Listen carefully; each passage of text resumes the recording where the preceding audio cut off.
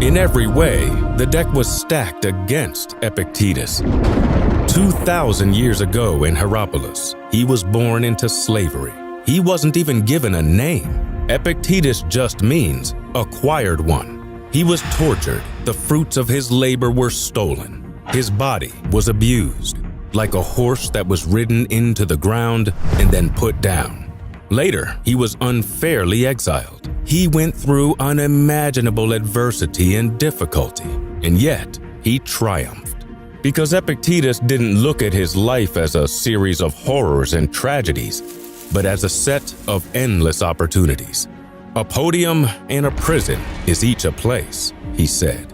One high and the other low, but in either place, your freedom of choice can be maintained if you wish.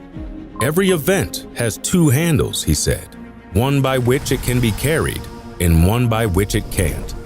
Epictetus chose to focus on what was in his control, his opinions, his values, his wants, his sense of self, and ignore the rest. Looking around at the powerful men and women in Nero's court where he worked, Epictetus began to notice that although he was a slave, he was freer than many of them. They were enslaved to power and ambition, pleasure and attention. Their minds wandered. They were easily distracted. They were wounded by minor offenses and consumed by petty grudges. They lived bad lives. So he educated himself under the great Stoic teacher Musonius Rufus and eventually won his freedom. He himself became a teacher of Rome's brightest students, including the future emperor Hadrian. His ideas made their way to Marcus Aurelius, and suddenly, a man who had so little power was influencing the most powerful people in the world for the better. What we learn from Epictetus is not just sheer endurance and resilience, but the ability to find and make a good life anywhere, in all times. Circumstances don't make the man, Epictetus said. They only reveal him to himself. The Stoics said we are actors in a play.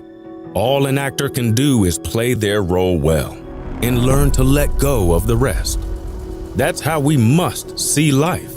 We don't control where we were born or who our parents are or how other people treat us.